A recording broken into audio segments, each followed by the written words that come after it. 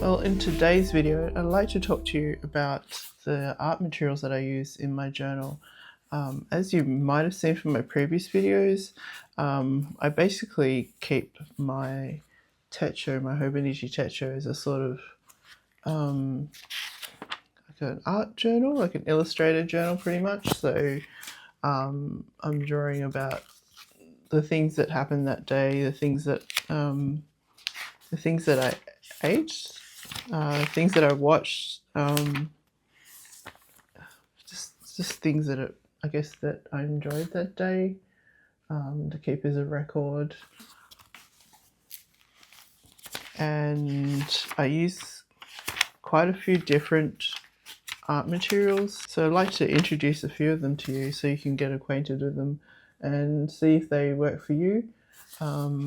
These all sort of work pretty well on the Hobonichi paper, which is Tomoe River S for Sanzen, which is about to change, I think, to just Tomoe River. But essentially that's the Techo paper that they're using in the Hobonichi books, which is 47 GSM, so that it's able to be thin enough to hold an entire year's worth of pages in a book. Obviously, it's October now, so my book is quite thick already, and it's a lot more expanded than it was at the beginning of the year. Here is an example of next year's book, which that's what it looks like before I start using the pages. So even if you just write on the pages, it'll probably crinkle up a bit, so the book will expand a little bit. But I think in terms of thickness and weight, I think that this paper is probably the best kind of compromise for that.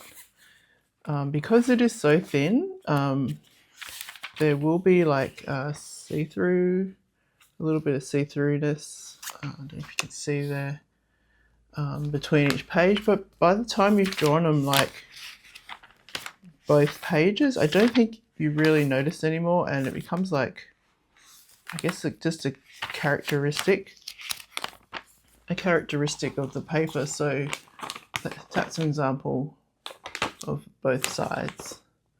I have got some notes and things stuck on either side, so like if, say, by accident, or because you've gone over the line so much that you get a bit of bleed through or something, you could always just stick something on the other side. It doesn't really bother me, I guess, since I've used this paper for so long. Yeah, so that is the paper in a nutshell, I guess. I can show you some examples of previous years that I've got here on my shelf. Previously I used to use more, what do you call them? Zig Clean Color Clean Brush. So they look a little bit like watercolors, and they're actually a little bit like watercolors in that you can dilute them and blend them together, as they're like a water-based dye ink. But they're not too expensive, and you can get a really big range of colors. I've forgotten the exact number. I'm sure it's more than 90, or definitely more than 60, maybe up to 90 colors. I haven't checked lately, but they're the ones that I used a lot in the past to color my drawings. So I used to use a lot of black outlines before. I probably don't do that as much now, because I like to do just use the color instead. I'll show you what I mean in a second, but that's an example of some of my old pages. So you will get a lot of like I guess, see-throughness, even though this is the older paper. And I think that paper is 50, I think it's 52 GSM, the older paper. But I think it performs pretty much similarly to the current one. So I don't really have any complaints with the changing. I can also show you in the 2024 book anyway, an example of a pen test, and most things that I used with it was pretty okay. I mean, this is just one page. I mean, it's not from, I haven't tested it stringently throughout the book. It's just one page in the back. But the only ones that I probably weren't that keen on, and I don't really use anyway, are like zebra click art, which is a pity because they're really fun to use. They're just like what do you call click pens, so you don't need to have a lid for them. They're kind of like fun markers. And then Mitsubishi Emot, which also, for my liking, especially some of the pinks, they come through on the page. And there's Play Color Dot, which is probably a bit too wet for the page, but I mean, you can still go ahead and use them. I've got some like stamps, like, what do you call these again? Pochito. So they come through a bit on the page as well, but if you're just using it on, like, say, like calendar page, monthly calendar page or something, and they show through, then it's not really like that's an example. It's come through because sometimes you press down too hard or whatever, and then it becomes too wet. But then it doesn't really matter in that case. It doesn't have to be perfect. But going back to the page, so most things have actually come out pretty nice. I think the lousy liner, which is a cool recycled ink kind of paint, was too wet. So mostly just things that have really wet ink just don't really perform well. All those ones in the corner are all the click art ones. They're just a bit too wet for this paper, I think. But if you like using them, I don't see why you can't. It's nothing really stopping you. It's just that they show through quite a bit, so if it doesn't bother you, it's fine. The Zig Clean Color 2 markers, which are like a thicker like version of these ones, they weren't too bad either. I can't see what else. Kuretake was a little bit wet, so you kind of can see it through Kuretake Fudegochi through the paper. There was a random like European pen called Centro pen, which was showing through quite a bit as well. But otherwise, in general, most of the pens tested in this year's paper was pretty good. I can do a test on the 2025 paper shortly because I haven't actually done it myself, and it'd be interesting to see if there's any changes. I can't imagine there'll be a lot, but that's that one.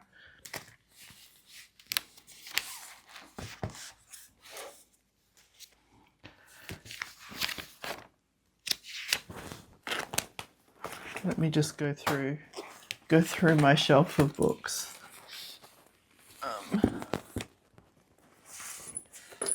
So that's the 2023 book that I used, which is like very, very noisy, full of stuff.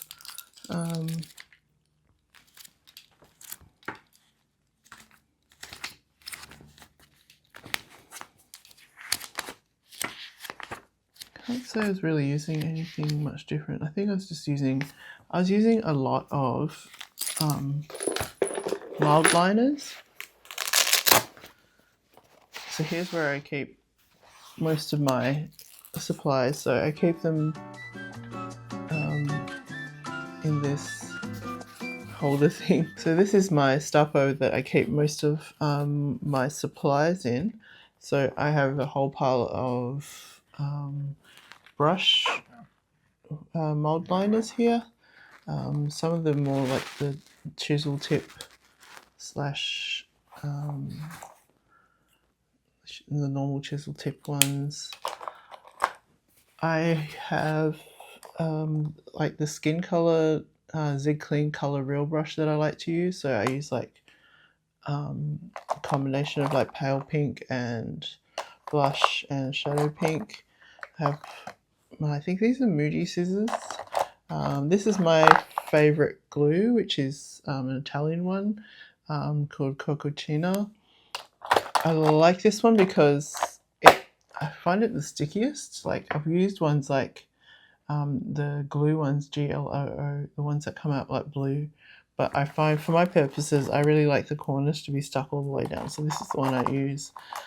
And I also have some like liners. So I have the Mangaka Flexible in like a black and like a sepia color in fine.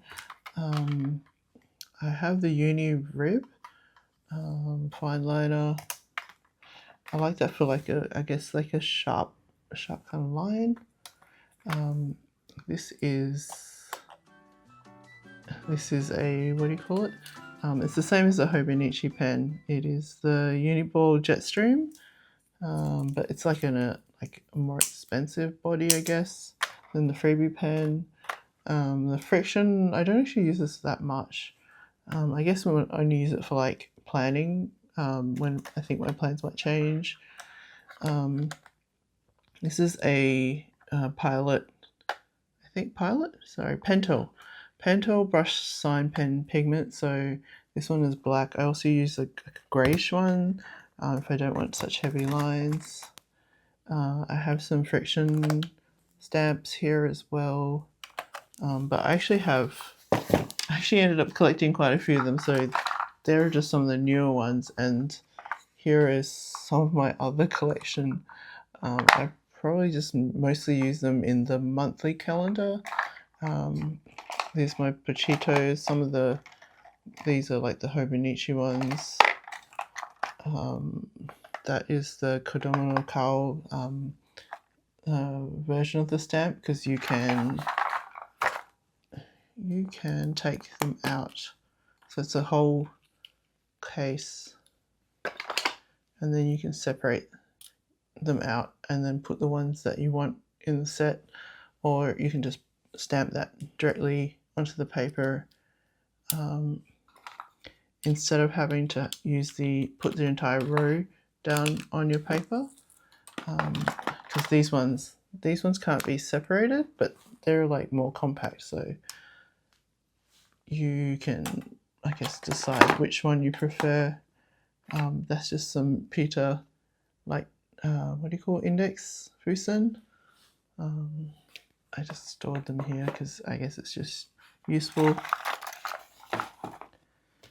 I also have in my Stufo a small tin of the Caran d'Ache, what do you call them? Neo Color 2, which is the one that's dissolvable by water. There's a number 1 which is not dissolvable, so I guess you can use those for different functions.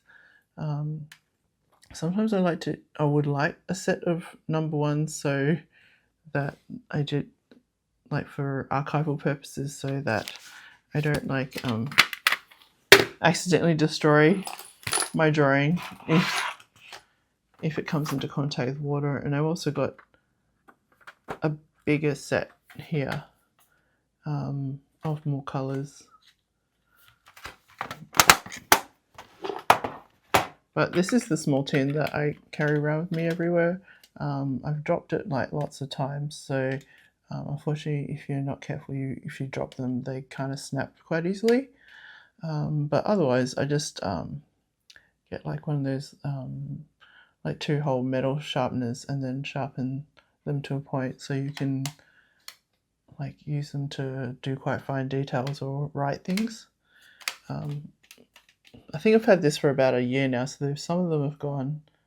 I've used them quite a lot. The level of them has gone quite down, but you can buy them individually often from art shops, so you can just refill it with whatever you want. And then the other markers that I use a little bit are the Faber-Castell like Pitt Artist pens. So this is the brush version, like that. They are permanent pens, so they can't be blended unless you use some kind of alcohol, I think, but I'm not entirely sure. And you can layer them on, so you can do more than one going over with it, and then it'll like darken it. So there's quite a few, like I forgot how many there's in this set. There's quite a few in here. So in general, I think the colors are like more subtle than, say, like the Zig-Clean color. So like, for example, the red, there's a red that you can get for Zig-Clean color that is quite dark and vibrant, whereas the red from the Pitt Artist brush, which is supposed to be India ink, I think, that's why it's permanent, is not so vibrant, but there's plus and minus for both.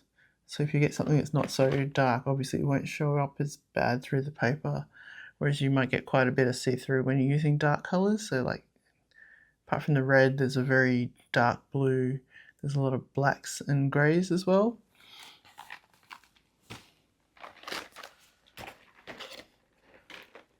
But I do like the Pitt Artist pens because they seem quite gentle in the eye, and because the newer formulation of the Tomoe River Sanzen paper is a bit more toothy and a little bit more dry, that using like a Pitt Artist pen or one of those fainter kind of markers actually shows up quite well in the paper compared to, say, a few years ago on the older paper. So for example, that's all outlined in Pitt Artist pen grey. And then I think I've used the Neo Color 2s to like fill in the details.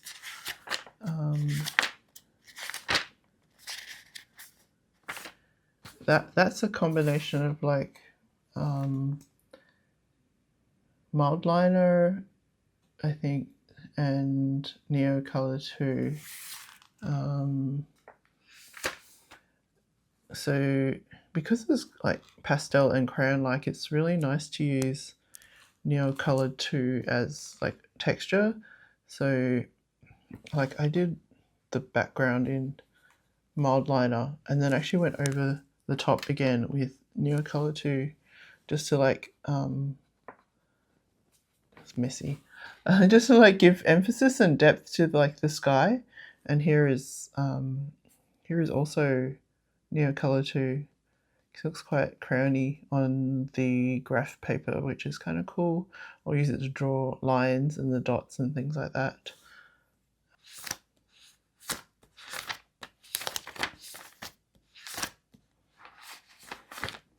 Like that's an example. I guess I haven't explicitly tried to draw with outline, so I've just gone and used the colors to outline.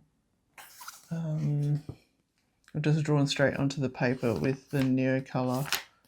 Same like that, that's just Neo Color.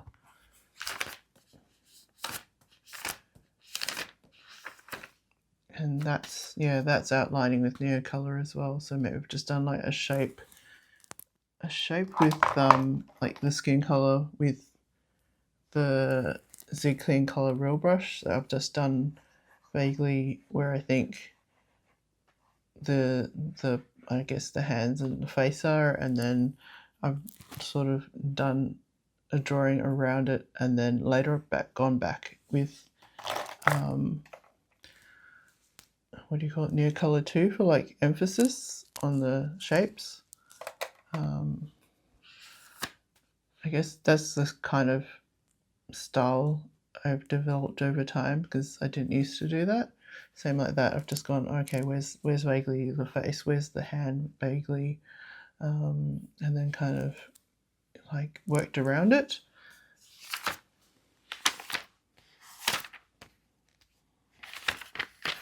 And that's another example, I guess, of a drawing I've just done from scratch. So I've just done the food and then gone around. So I started from here in the middle, gone around, drawn around here, and then added the other parts.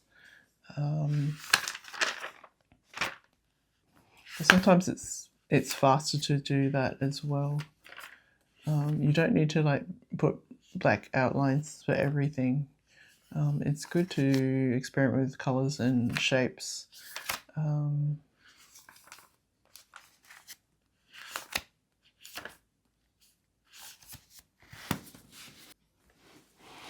Okay, here's the pen test page that I showed you earlier. So I've used a variety of pens like Uniball, Zebra Sarasa, here's the Pit Artist pen, the lousy liner I was talking about before, the things like Uni Rib, which I use often, there's a Unipin Fine Line, Pit Artist Pen S, which is like their fine liner version, a whole pile of Signos and things like that.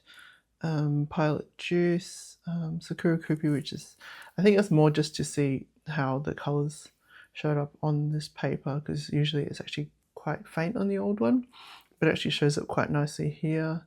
Here's my, the zebra click art that I really like, but don't, I guess they soak up too much ink on this paper. Here is Mitsubishi Emot. I always have problems with the pink colours showing through later.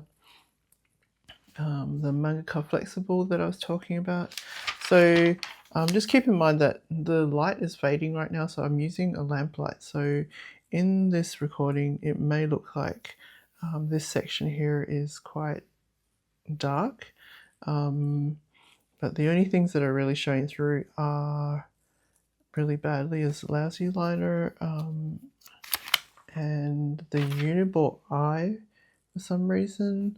And you can see the what do you call it? The zebra click art here, the play dot, and the Mitsubishi Emot coming through. Not all the colours for the Emot, but I guess I have a pet peeve with the pink, because it looks fine when you've used it first, but you find after a few months that it actually like seep through to the other side. This one's not too bad here, but I have found that before. It can be because it was a humid day that particular day when I was drawing, but definitely the click art doesn't really work for me. Your mileage may vary. You might be quite happy with it. There may be, several factors coming into play there. So that's the 2024 paper in the Cousin, or it's actually the Gingham Hon, but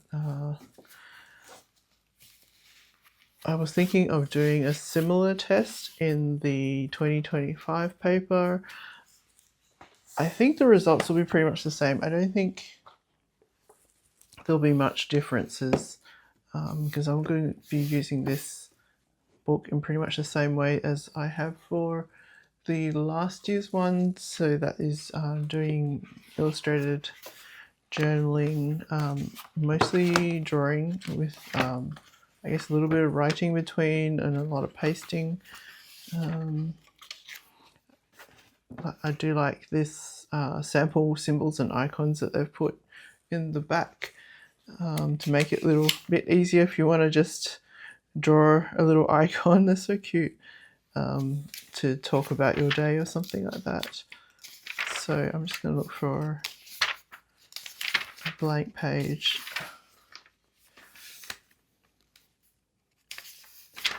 So should I use this side or the other side? Like, I no longer have the click art, so I can't actually test with those, but I will test firstly with some mold liners and things. So please bear with me.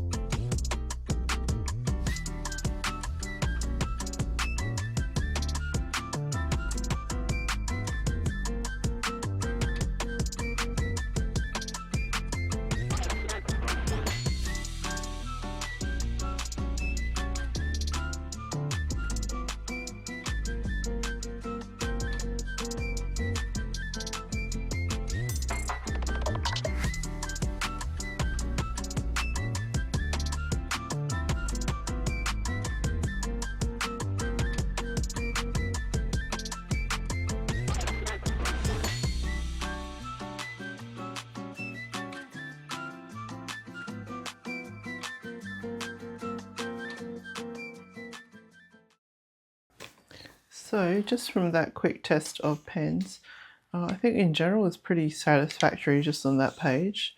I'll show you the results. I think the only one that's pretty much failed the test again was the lousy liner. I think this is like dots coming through, but I wouldn't recommend it generally. I know it seems like more exaggerated, the ghosting, but I think everything was quite satisfactory. Like even the darker, like Kuretake sign pens, they're only ghosting. They don't come through. I think it's an acceptable amount of ghosting. The mild liner is quite light depending on which color. Manga flexible is fine. The particularly, I guess, wet ones like the Zig Clean Color 2, the like these big thick pens, they were okay as well. Yeah, I can't really see any big difference in performance. The ballpoint pens were fine. Overall, I'm quite happy with how they were. If anything, I mostly use mild liner anyway, and sometimes I use Mangaka Flexible for outlining. I don't actually use a lot of these pens for like writing, but it's nice to know that there's an option for those. That was the Zig Clean Color True and the skin color that I usually use. Yeah, so that's pretty much the results of the pen test. So I will keep using it as I've been using it this current year. I guess no change in general.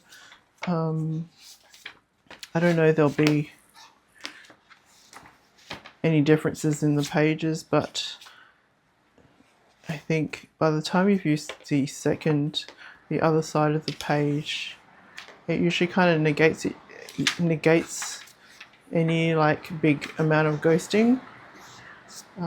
Yeah, so that's my general test, and outside it's absolutely pouring, so it's probably time to call it quits because it's way too noisy now. So thanks for watching and see you next time. Bye. That's all for today. Thanks for watching the video. I hope that was kind of helpful for you, and hope you enjoy drawing and recording your days in your Hobonichi. Thanks for watching. Bye.